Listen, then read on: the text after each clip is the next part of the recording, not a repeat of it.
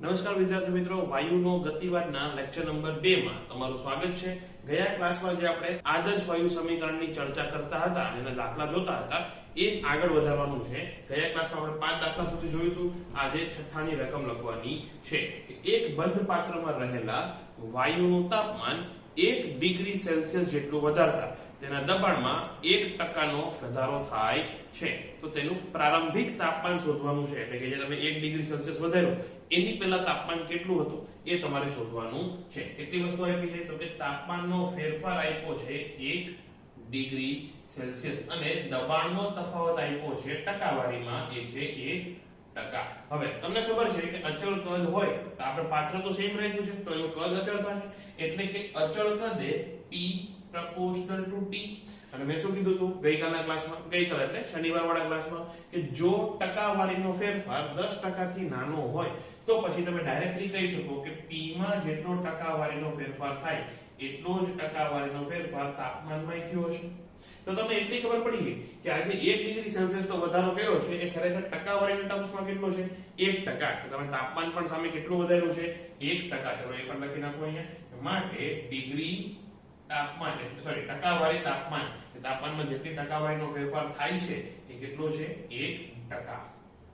એનો મતલબ શું થઈ ગયો, જો 1% એ 1 ડિગ્રીનો ફેરફાર હોય તો પહેલા તાપમાન કેટલું હતું 100%, હે ને? તો 100% એ કેટલો હશે 100 ડિગ્રી સેલ્સિયસ। ફરીથી કહું છું 1% એમાં તાપમાનનો ફેરફાર કેટલો છે 1 ડિગ્રી સેલ્સિયસ, તો 100% હોય ત્યારે તાપમાન કેટલું હોય 100 ડિગ્રી સેલ્સિયસ, હે ને? આમાં વેલ્યુ બદલીને પણ કહી શકે, પણ બેસિક ગણતરી તો આવી રહેવાની છે। એટલે કે પ્રારંભમાં તાપમાન કેટલું હતું 100 ડિગ્રી સેલ્સિયસ, એમાં તમે 1% દબાણ વધાર્યું તો 1 ડિગ્રી સેલ્સિયસ સામે વધે, એટલે કે અંતિમ તાપમાન જો પૂછ્યું હોય તો પછી 100 ડિગ્રી સેલ્સિયસ નહીં લખવાનું, 100 ડિગ્રી વત્તા 1। ફરીથી કહું છું, આમાં જો અંતિમ તાપમાન પૂછે તો 101 ડિગ્રી સેલ્સિયસ લખવાનું, એટલે જવાબ તમારો જો અંતિમ તાપમાન પૂછે તો 101 નહીતર 100 ડિગ્રી સેલ્સિયસ। ચલો હવે રકમ નંબર નેક્સ્ટ, એટલે કે 7મી રકમ લખો। T તાપમાને અને P દબાણે 32 ગ્રામ ઓક્સિજન, ઓક્સિજન એટલે O2 લખજો, 32 ગ્રામ O2 એક પાત્રમાં ભરવામાં આવેલો છે, એટલે કે માસ ઓફ ઓક્સિજન કેટલું છે 32 ગ્રામ। ઓકે, આગળ એ જ પાત્રમાં T2 તાપમાને 4 ગ્રામ H2 ભરવામાં આવેલો છે, એટલે કે માસ ઓફ હાઇડ્રોજન કેટલું છે 4 ગ્રામ। તો શોધવાનું શું છે કે પાત્રમાં દબાણ કેટલું હશે, પાત્રમાં કુલ દબાણ તમારે શોધવાનું છે। કઈ કઈ વસ્તુ આપેલી છે કે પ્રારંભમાં P દબાણે તમે વસ્તુ ભરેલી હતી, ઓક્સિજન ભરેલો હતો, તો P1 બરાબર કેટલો છે P છે।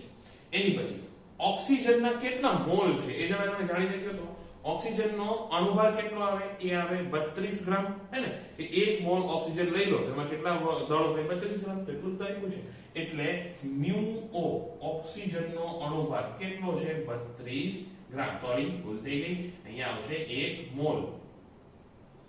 એવી રીતે દબાણ P આપણે શોધવાનું છે, નથી ખબર, પણ આપણને ખબર છે કે μH કેટલો છે, μH હાઇડ્રોજનનો 1+1 નથી હો, H, હા, હાઇડ્રોજનનો અણુભાર કેટલો 2, કેટલા ગ્રામ છે 4 ગ્રામ છે, તો કેટલો હશે ડાયરેક્ટલી લખો તો 2 મોલ। 2 મોલ તમે હાઇડ્રોજન એમાં લીધેલો છે। પછી બીજી કઈ વસ્તુ આપેલી છે T2 તાપમાને 4 ગ્રામ, એટલે કે આ તાપમાન કેટલું છે T2 બરાબર સોરી 2T તાપમાને, અને અહીંયા T1 બરાબર તો T છે, આવું છે ને? હવે પહેલા આનું એકલાનું દબાણ શોધી લો, એ દબાણ શોધતા આવડશે। હવે PV μRT કરવાનું છે, જો P શોધવાનું છે, V પાત્રનું જેટલું હોય એટલું જ, અને μR અને T તમે કરતા આવડશે। તો હાઇડ્રોજનનું pH ખાલી તો આ pH કહી દો, આને કહી દો PO, ખાલી pH કેટલું હશે, pH બરાબર થશે μHRT2 એના છેદમાં V। તો μH કેટલું છે 2R2T, ચલો અહીંયા લખો ડાયરેક્ટલી 4RT છેદમાં V, આને કહી દો પરિણામ નંબર 1। એવી રીતે આનું દબાણ કેટલું હશે, એમાં પણ શું આવશે μO RT1 છેદમાં V। તો એ P કેટલો છે, P બરાબર μO R, ચલો μO ની કિંમત ડાયરેક્ટ મૂકો, એક જ છે RT એના છેદમાં V। તો અહીંયા તમને ખબર પડી ગઈ RT/V એટલે કેટલા, આને એક એવું કરો, આને સમીકરણ 1 કહી દો અને આને 2 કહી દો। અથવા આને 2 પણ કેવું નથી, ડાયરેક્ટ કેમ જ મૂકી દો કે સમીકરણ 1 પરથી આ કેટલું થશે 4 વખત p થશે. આ શું થઈ ગયું હાઇડ્રોજનનું દબાણ થઈ ગયું. ફરીથી આખો દાખલો ફરીથી કરાવું છું કે બે વસ્તુ આપેલી છે. પહેલા એક ડબ્બામાં તમે ખાલી ઓક્સિજન ભર્યો હતો ત્યારે દબાણ કેટલું હતું p હતું, તાપમાન કેટલું હતું t હતું અને એના મોલ કેટલા હતા 1 મોલ એટલે કે 32 ગ્રામ ઓક્સિજન ભરેલો હતો. પછી એમાં તમે જોયું કે p બરાબર કેટલું થયું RT/v, pv બરાબર μ RT, જ્યાં μ કેટલો હતો 1 હતો અને આને કહી દીધું સમીકરણ અથવા પરિણામ નંબર 1. પછી આવો તમે હાઇડ્રોજન, એમાં તમે હાઇડ્રોજન ભરો. અત્યારે હું ખાલી હાઇડ્રોજનની વાત કરું છું એટલે pH શું થશે હાઇડ્રોજનનું આંશિક દબાણ થશે અને pH એટલે હાઇડ્રોજનના ખાલી હાઇડ્રોજનના દબાણની વાત કરું છું. એટલે કે એ જ ડબ્બામાં ધારો કે તમે એમાંથી ઓક્સિજન કાઢી નાખો, ખાલી હાઇડ્રોજન ભરો, T તાપમાન વાળો હાઇડ્રોજન ભરો, ત્યારે એનું દબાણ કેટલું હોય એની હું વાત કરું છું. તો એ કેટલું થશે μHRT2/v, μ કેટલો આ વખતે 2 મોલ, હાઇડ્રોજનનો અણુભાર કેટલો 2, એમાં તમે કેટલા લીધા છે 4 ગ્રામ એટલે 2 વખત 2 ગ્રામ તો 2 મોલ. આટલું તમને ખબર હશે એવી આશા રાખો. તાપમાન લીધું 2T, પાછું pv બરાબર μ RT માં કિંમત મૂકો એટલે p કેટલું થશે આંશિક દબાણ 4RT/v. એમાં RT/v એટલે કેટલું ઓક્સિજન પહેલા હતો એનું દબાણ તો એ જ ને. એનો મતલબ જો તમે ઓક્સિજન કાઢીને હાઇડ્રોજન ભરો તો જે પહેલા દબાણ હતું એનું 4 ગણું દબાણ થશે. આટલો એનો ક્લિયર મતલબ થાય. તો pH તમને મળી ગયું 4p. તો કુલ દબાણ શોધવાનું છે. ડાલ્ટન ભાઈએ શું કીધું કે જે તમે વાયુ ભરેલા છે, હા આદર્શ વાયુ હોવા જોઈએ. અહીંયા પણ આપણે એવું ધારી લઈશું કે ઓક્સિજન અને હાઇડ્રોજન એકબીજા સાથે કોઈ પણ જાતની પ્રક્રિયા કરશે નહીં. એના જે અણુઓ છે એકબીજા ઉપર કોઈ જાતનું બળ લગાવશે નહીં. જો આવું હોય તો પછી કુલ દબાણ જે બનશે એ આંશિક દબાણના સરવાળો જેટલું હોય. અહીંયા p શું છે ઓક્સિજનનું આંશિક દબાણ, આ pH શું છે એ હાઇડ્રોજનનું આંશિક દબાણ છે. તો કુલ દબાણ p કુલ કેટલું થશે PO pH અને એ કેટલું થશે ડાયરેક્ટ બોલો 5H જેટલું થશે. એટલે પાત્રનું અંતિમ દબાણ કેટલું હશે 5H સોરી 5p હું લખ્યું H લખ્યું સોરી 5p જેટલું હશે. આ થશે એનું કુલ દબાણ. હવે આ દાખલામાં ખાલી હાઇડ્રોજનને કારણે મળતું દબાણ શોધવાનું હતું એટલે 4p આન્સર આવશે. મારે થોડી ભૂલ થઈ ગઈ એટલે વિડીયોમાં થોડું એડ કરવું પડ્યું. ફરીથી એકવાર કહી દઉં છું દાખલો જે પૂછ્યો છે એમાં શું કીધું છે કે તમે ઓક્સિજન કાઢી નાખો, હાઇડ્રોજન ભરો ત્યારે એનું દબાણ કેટલું થશે.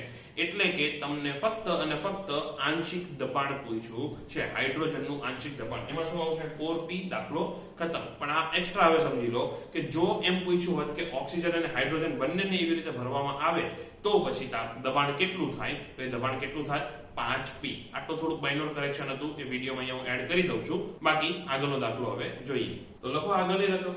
એક પાત્રમાં v કદે, જો અહીંયા v પ્રોપર કેપિટલ કરજો કારણ કે બે v સાથે ડીલ કરવાનું થશે. જો તમારા અક્ષર ખરાબ હોય તો v1 અને v2 લઈ લેજો તો પણ ચાલશે. એક પાત્રમાં v કદ અને p દબાણે આદર્શ વાયુ ભરવામાં આવેલો છે. આ પાત્રમાંથી સ્મોલ v કદના પંપ દ્વારા તેને બહાર કાઢવામાં આવે છે. તાપમાન અચળ રહે છે એવું માનીને જો આપણે n વખત પંપ ચલાવીએ તો અંતિમ દબાણ કેટલું થશે એ શોધવાનું છે. અચ્છા રકમ લખાઈ દઉં છું જેની પાસે પીડીએફ નથી એના માટે ફરીથી. એક પાત્રમાં કેપિટલ V કદે અને કેપિટલ P દબાણે આદર્શ વાયુ ભરવામાં આવ્યો છે. આ પાત્રમાંથી સ્મોલ v કદના પંપ દ્વારા તેને બહાર કાઢવામાં આવે છે. તાપમાન અચળ રહે તેમ માનીને n વખત પંપ ચલાવતા અંતિમ દબાણ કેટલું થશે. તો એની પહેલા રકમ સમજી લો. તો આપણી પાસે ધારો કે આ પાત્ર, એમાં એનું કદ કેટલું છે કેપિટલ V કીધું ને.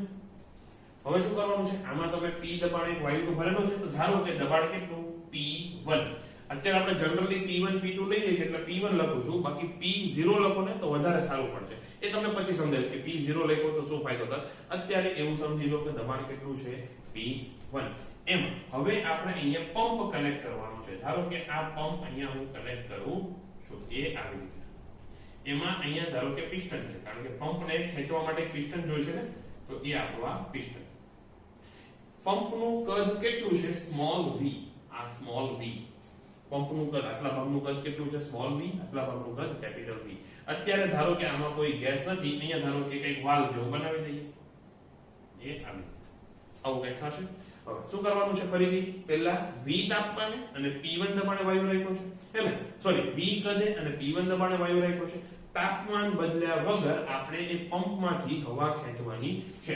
એટલે કે ધારો કે તમે આમ ખેંચી નાખ્યું, તો પહેલા જો V1 કેટલું હતું? V1 બરાબર કેપિટલ V હતું. હવે જ્યારે તાપમાન બદલ્યા વગર તમે આટલું કદ આપ્યું છે એટલે આ જે વાયુ હતો એ હવે આખામાં હશે કે નહીં? આમાં થોડો વાયુ હશે, આમાં વાયુ હશે, તાપમાન બધે સેમ હે ને? જો તાપમાન સેમ છે, કદ કેટલું થઈ ગયું? કેપિટલ વત્તા સ્મોલ v થઈ ગયું, એટલે V2 બરાબર કેપિટલ V વત્તા સ્મોલ v. બોલો આ ક્લિયર હે ને? પહેલા કદ કેટલું હતું? V હતું. જ્યારે તમે પંપ લગાવીને ખોલ નાખો ત્યારે હવે કદ કેટલું છે? V વત્તા સ્મોલ v. હવે તાપમાન બદલ્યું નથી તો દબાણ તો બદલાવાનું છે. જો આ P1 બરાબર P હોય તો P2 બરાબર કેટલા છે? તો આપણને ખબર છે કે P ઇન્વર્સલી પ્રોપોર્શનલ ટુ V. ક્યારે? તાપમાન અચળ હોય ત્યારે. એટલે કે P2 ના છેદમાં P1 બરાબર V1 ના છેદમાં V2. એ કેટલું છે? તો અહીંયા કેપિટલ V એના છેદમાં capital V plus small v અને અહીંયા ગુણ્યા P2 સોરી P1 એટલે કે P. તો આ થઈ ગયું તમારું દબાણ. હવે આ ક્યારે થઈ ગયું? જ્યારે તમે એક વખત વાલ્વ ચલાવ્યો ત્યારે. હવે જ્યારે તમે બીજી વખત સેમ વસ્તુ કરશો ત્યારે શું થશે? તો ફરીથી આ વાલ્વ તમે બંધ કરી દીધો એટલે કે પિચકારી હટાવી, પિચકારી નહીં પંપ તમે હટાવી દીધો. હવે જુઓ તો પાછું એનું કદ કેટલું છે? V છે. પાછું એનું દબાણ કેટલું છે? આટલું છે P2. તો હવે P1 બરાબર કેટલા થશે? P2. ચલો એવું કહી દો આને P2. એટલે પ્રારંભમાં દબાણ કેટલું હતું? P2. પછી વાલ્વ કનેક્ટ કરો અને વાલ્વ ખોલો એટલે પાછો ગેસ આમાંથી આમાં આવી જશે. ગેસ આમાંથી આમાં આવે એટલે પાછું કદ V માંથી V+ V થઈ જશે અને દબાણ હવે P2 માંથી P3 થશે.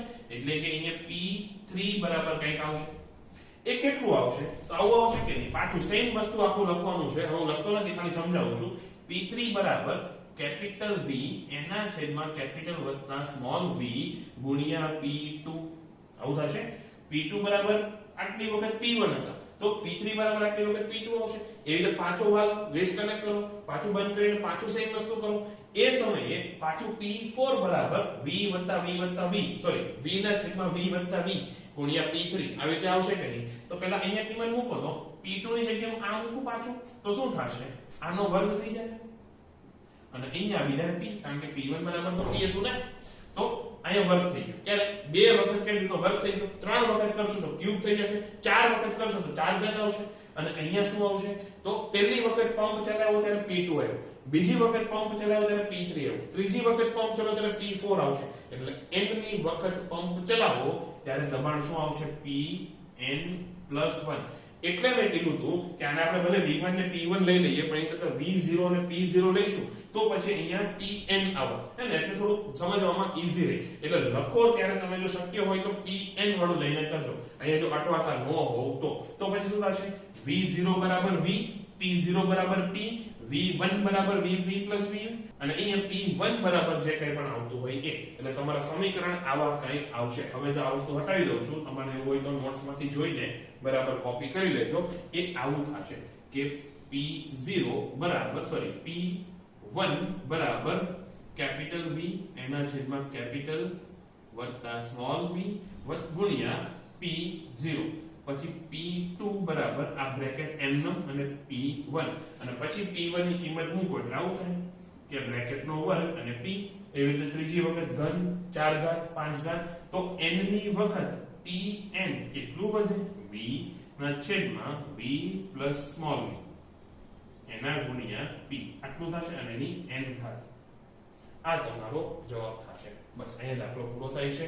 આશા રાખું કે તમને આ સમજાઈ ગયો છે. અચ્છા એક વસ્તુ કહેતા ભૂલી ગયો, અહીંથી તમે હવા ખેંચો પછી આ વાલ્વ બંધ કરીને હવાને કાઢી નાખવાની પછી પાછું કનેક્ટ કરવાનું હો. એટલે કે હવા કાઢી નાખ્યા પછી પાછું જ્યારે કનેક્ટ કરો ત્યારે અહીંયાથી બીજી હવા આવશે ને. એટલે કે શું છે, અહીંયાથી તમે ધારો પાણી પીને આ બાજુ કોકડો કરો, પાછું અહીંયાથી પાણી પીવું, આ બાજુ કોકડો કરો, એના જેવું છે. અહીંથી હવા કાઢી આ બાજુ કોકની પર મારી દેવાની પછી પાછી અહીંયાથી હવા કાઢવાની. બસ અહીંયા દાખલો પૂરો. જવાબ તમારો આટલો આવશે. તો હવે એક દાખલો ગ્રાફ વાળો લઈ લઈએ કે અચળ દબાણે આદર્શ વાયુને ઉષ્મા ઊર્જા આપવામાં આવે છે. તો VT વર્સિસ T નો ગ્રાફ શોધવાનો છે. આની પર શું લેવાનું છે? VT અને અહીંયા શું લેવાનું છે? T. VT વર્સિસ T નો ગ્રાફ છે. તમને જનરલી તમને TV, VT, PT એવા બધા ગ્રાફ દોરતા આવડે છે ને. આ કંઈક નવું છે. તો એ ગ્રાફ કેવો હશે તમારે પસંદ કરવાનો છે અને ગ્રાફ આવા આપ્યા છે. એક તો આ, પછી એક આવું કંઈક છે એવું છે ને. હા એવો નથી પણ ચલો એક આવો છે એવું ધારી લો. પછી એક ગ્રાફ છે અહીંયાથી આમ એક ગ્રાફ છે આવી રીતે એક લીટી, પછી હજી એક આમાં ગ્રાફ કેવો છે આવી ગયા, લગભગ બધા આવી ગયા. ચાલો છોડો. તો આ છે ધારો કે ઓપ્શન એ, આ ઓપ્શન બી, આ ઓપ્શન સી, અહીંયા ઓપ્શન ડી અને આ તો ઓપ્શન એ છે જ. ઓકે, આ રીતે તમને આપેલું છે. તો શું લાગે છે તમને આમાંથી કયો ગ્રાફ હશે? VT વર્સિસ T ક્યારે? અચળ દબાણે. તો આપણને ખબર છે અચળ દબાણે V proportional to T થાય, પણ V ને T નું અથાણું નાખવું આપણે તો V નું કામ જ નથી હે ને. VT જોઈએ છે તો બે બાજુ T ગુણી નાખો તો VT તો proportional to T સ્ક્વેર લખાશે. એટલે કે y અક્ષ ઉપર આપણે જે રાશિ લીધી છે એ proportional to છે કોના? x અક્ષ ઉપર જે રાશિ લીધી છે એના વર્ગના, એટલે કે x નો વર્ગ. હવે આ ગ્રાફ કોણ થાય? એ થશે પરવલય, એટલે કે આ જવાબ આવશે. આમાં આટલું ડિસ્કશન હતું, પણ આશા રાખું કે તમે સમજી ગયા કે અહીંયા y બરાબર x2 કેમ આવ્યું. આગળની રકમ લખો, રકમ નંબર 9. કેપિટલ V કદના, અત્યારે કેપિટલ સ્મોલ કાંઈ પણ V લખો વાંધો નહીં, કારણ કે એક જ V આવવાનો છે. કેપિટલ V કદના આદર્શ વાયુનું તાપમાન કેપિટલ T બરાબર આવી રીતે છે, T બરાબર -α V નો ઘન વત્તા બીટા V નો સ્ક્વેર વડે આપવામાં આવે છે. એટલે કે તાપમાનનું V ઉપર આધારિત કેવી રીતે છે એનું સૂત્ર આપેલું છે.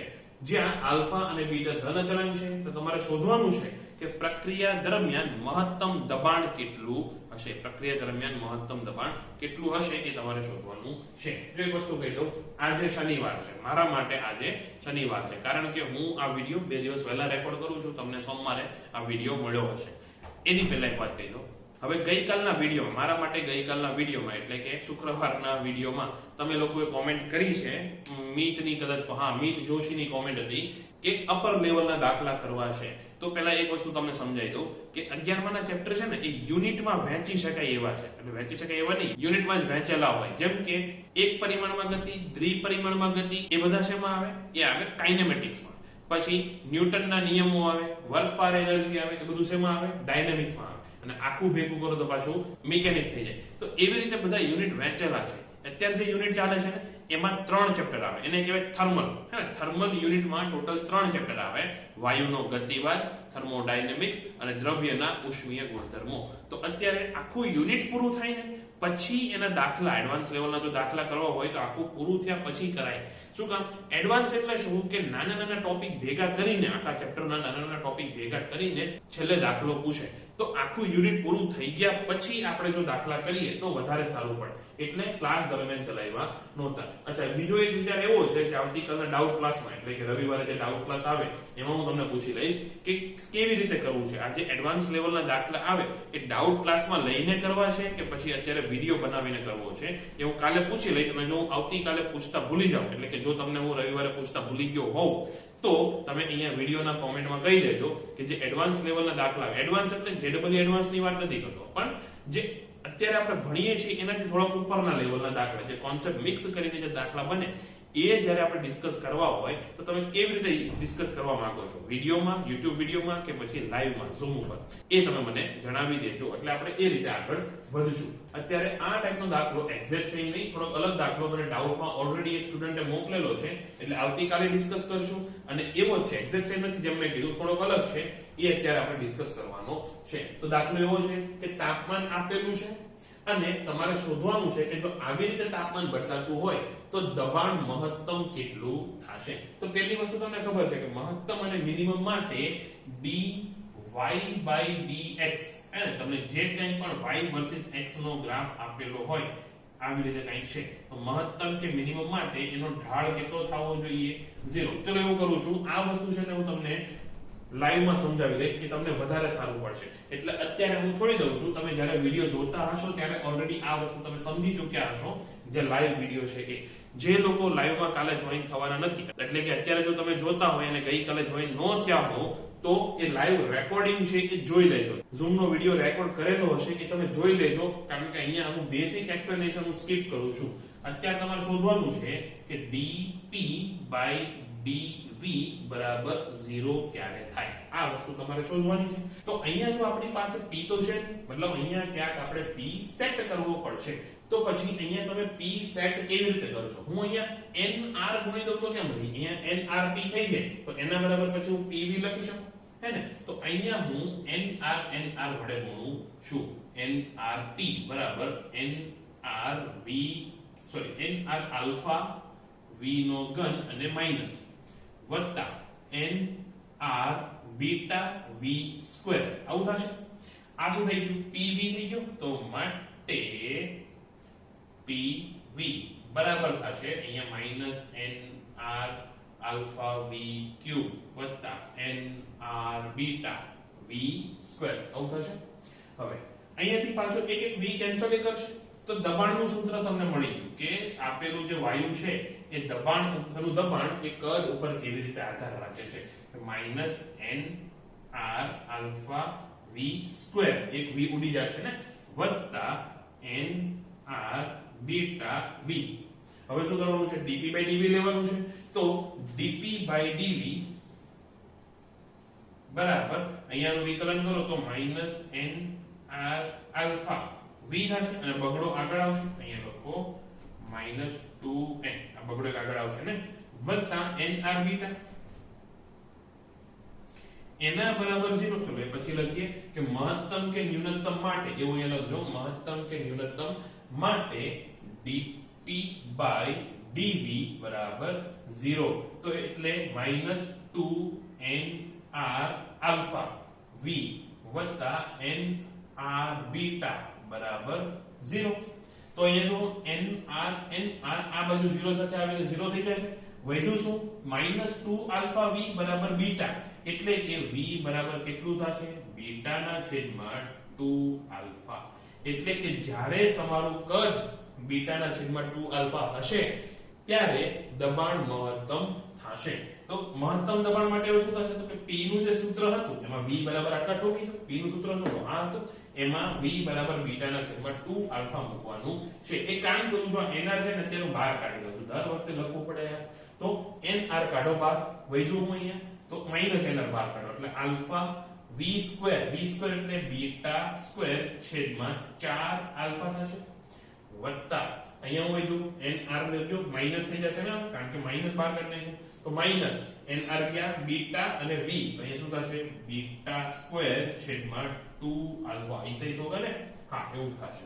તો અહીંયા જો બીટા સ્ક્વેર સોરી અહીંયા આલ્ફા કેન્સલ થઈ જશે. હજી મારો લો છો અહીંયા આલ્ફા સ્ક્વેર એક આલ્ફા વધશે તો આલ્ફા સ્ક્વેર તો એમાંથી સ્ક્વેર અને અહીંયાથી આલ્ફા કેન્સલ થયો. વધ્યું શું? બીટા સ્ક્વેર ના છેદમાં 4 આલ્ફા માઈનસ બીટા સ્ક્વેર ના છેદમાં 2 આલ્ફા. તો એ કેટલું થશે? માઈનસ બીટા સ્ક્વેર ના છેદમાં 4 આલ્ફા થશે. અહીંયા એક માઈનસ ઓલરેડી છે તો હવે ડાયરેક્ટ લખું છું nr બીટા સ્ક્વેર છેદમાં 4 આલ્ફા. આ થઈ ગયો તમારો જવાબ કે મહત્તમ દબાણ કેટલું હશે? nr beta square -4 alpha. p maximum p max. Okay તો જવાબ અહીંયા પૂરો. હવે આગળનો દાખલો લખો.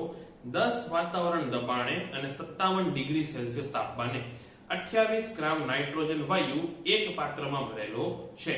છિદ્રમાંથી અનુસ્ત્રાવ થતા વાયુનું દબાણ 5 વાતાવરણ અને તાપમાન 27 ડિગ્રી સેલ્સિયસ થઈ જાય છે. તો કેટલો N2 વાયુ નીકળી ગયો હશે? પહેલા તો જો P1 આપેલું છે કેટલું? 10 વાતાવરણ એટલે કે 10 એટમોસ્ફિયર. પછી P2 આપેલું છે એ છે 5 atm. T1 આપેલું છે 57 કેટલું છે? હા 57 ડિગ્રી સેલ્સિયસ. તો એના બરાબર કેટલું થશે? 273 એટલે કે 27 ને 5 32 330 કેલ્વિન આટલું થશે. એવી રીતે T2 આપેલું છે 27 ડિગ્રી સેલ્સિયસ એટલે કે 300 કેલ્વિન. હવે તમારે શોધવાનું છે કે કેટલો વાયુ કેટલા ગ્રામ વાયુ નીકળી ગયો હશે. એટલે કે M1 આપેલું નહીં લખી દો. M1 આપેલું છે 28 ગ્રામ હે ને. M2 ને શોધવાનું. તમારે શોધવાનું છે કે M2 M1 sorry M1 M2 આટલો વાયુ નીકળી ગયો હશે. M1 M2 બરાબર કેટલા? કયું સૂત્ર છે અચ્છા કદ તો અહીંયા અચળ છે, પાત્ર તમે બદલતા નથી, ખાલી થોડું છિદ્ર છે એટલે, બાકી પાત્ર તો આપણું એનું એ જ છે. તો અહીંયા કદ અચળ, તો કયું સૂત્ર છે જે m p અને t ને સાંકળશે? તો pv બરાબર nRT, પણ n ની જગ્યાએ શું મૂકવાનું? દળના રૂપમાં લખવાનું, એટલે આ સૂત્ર વાપરવાનું. pv બરાબર વાયુનું દળ છેદમાં વાયુનો અણુભાર, એટલે કે mw એના ગુણ્યા rt, આ સૂત્ર વાપરવાનું. તો પછી અહીંયા જો કઈ કઈ વસ્તુ બદલાઈ છે? m p અને t, બાકી બધું તો અચળ છે હે ને. r અચળ છે, તમે નાઇટ્રોજન નો નાઇટ્રોજન જ રાખો છો, નાઇટ્રોજન પરથી ઓક્સિજન જ થઈ જશે, એટલે mw અચળ થવાનું છે. તો તમે કહી શકો કે m એ પ્રપોર્શનલ થશે p ના છેદમાં t ને, હે ને. દબાણના છેદમાં તાપમાનને એ પ્રપોર્શનલ થશે. તો m2 છેદમાં m1 બરાબર કેટલા? તો કે p2 છેદમાં p1 ગુણ્યા t1 છેદમાં t2, આવું થશે. p2 ના છેદમાં p1 દબાણ કેટલું? અડધું થઈ જાય છે, ડાયરેક્ટ લખું છું, ચલો લખી નાખો. 5 ના છેદમાં 10 ગુણ્યા t1 ના છેદમાં t2, એટલે 330 છેદમાં 300. તો આ કેટલું થશે? આ 1 ના છેદમાં 2 થઈ જશે.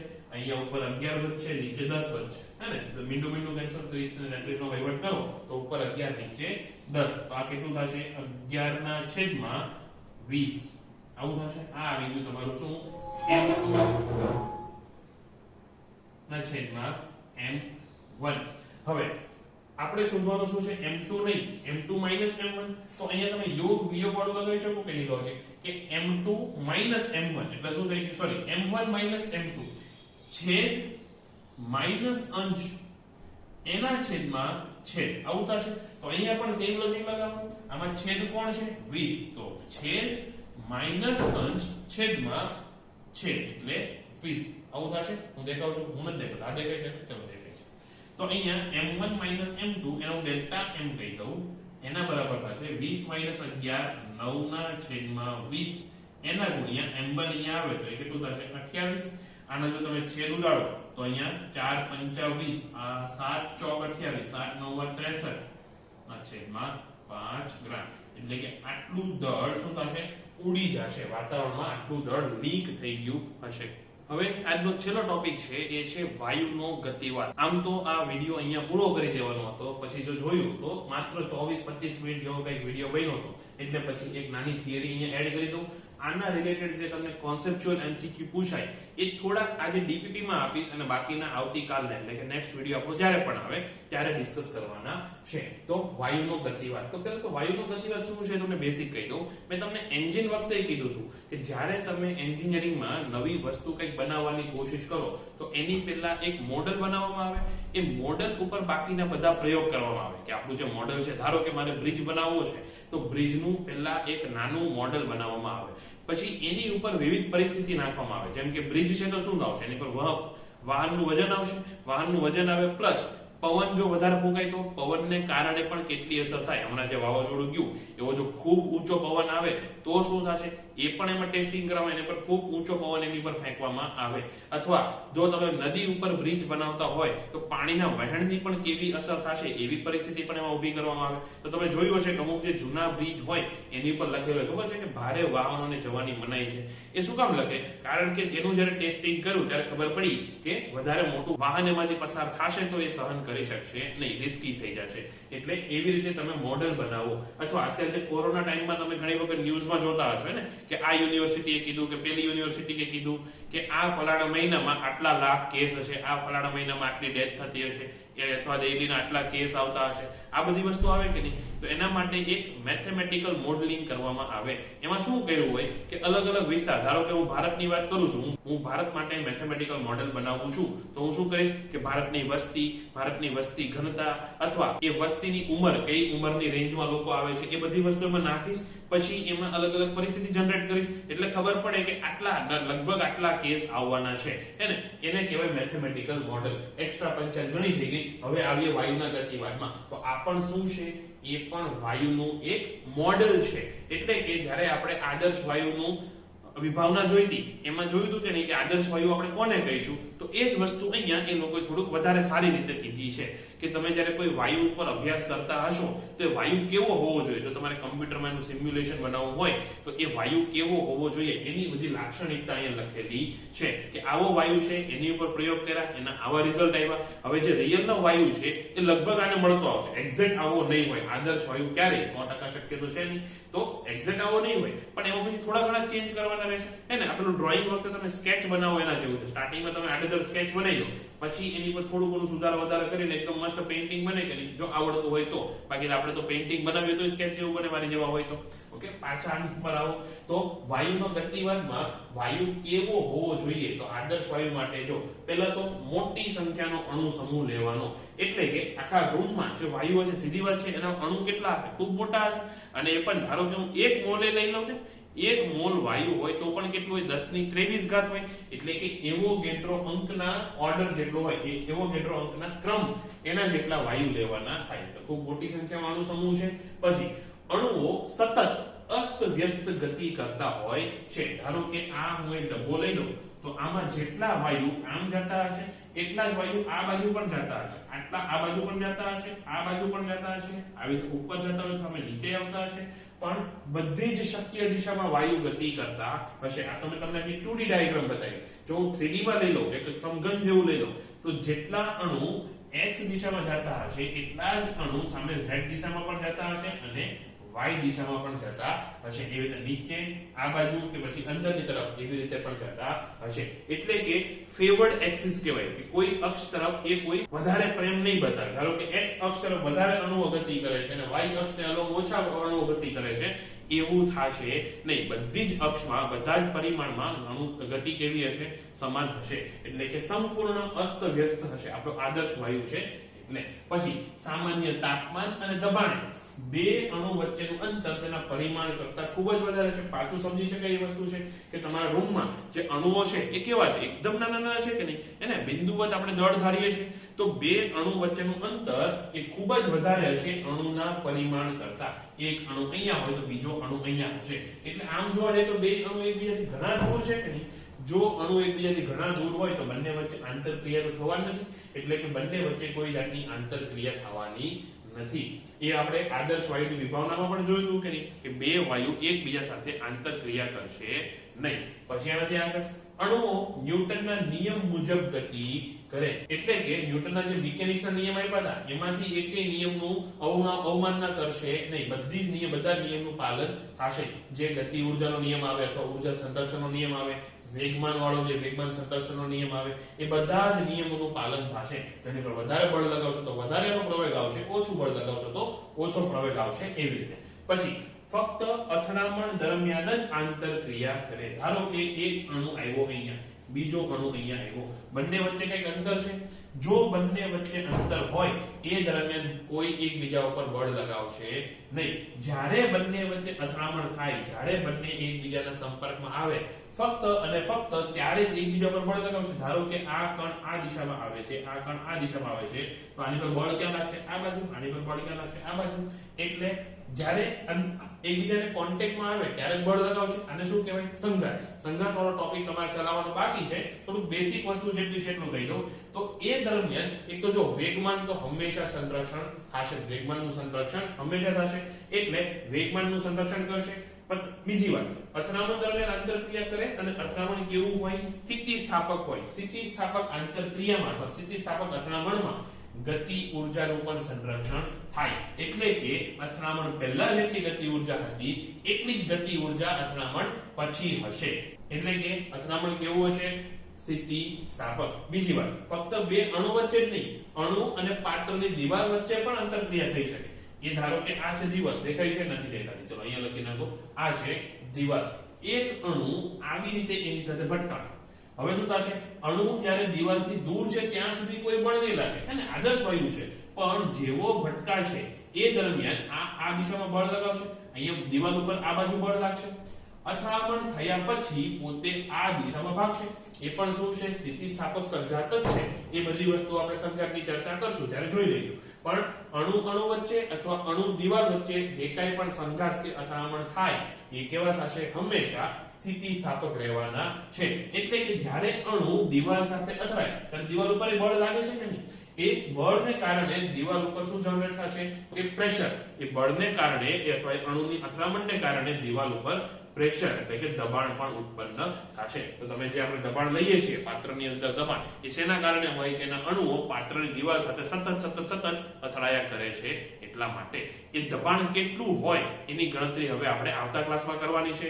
અને આ જે એના વેગ લીધા છે એ વેગના પણ 3 પ્રકાર આવે. મહત્તમ શક્ય હોય એવી એનર્જી, RMS વેલ્યુ એટલે કે રૂટ મીન સ્ક્વેર વેલોસિટી, અને એક આવે એ એવરેજ એટલે કે સરેરાશ વેગ. આ બધી વસ્તુ આપણે હવે આવતા ક્લાસમાં ચર્ચા કરશું. એના પણ ઘણા બધા દાખલા આવશે. અત્યારે આના જે કોન્સેપ્ચ્યુઅલ MCQ છે એ આપણે પહેલા કાલે ડિસ્કસ કરવાના છે, અને અમુક MCQ તમને DPP માં પણ હું આપી દઈશ. તો આજના ક્લાસ માટે આટલું જ. આશા રાખું કે તમને કંઈક મજા આવી હશે, નવું જાણવા મળ્યું હશે. તો બાય બાય.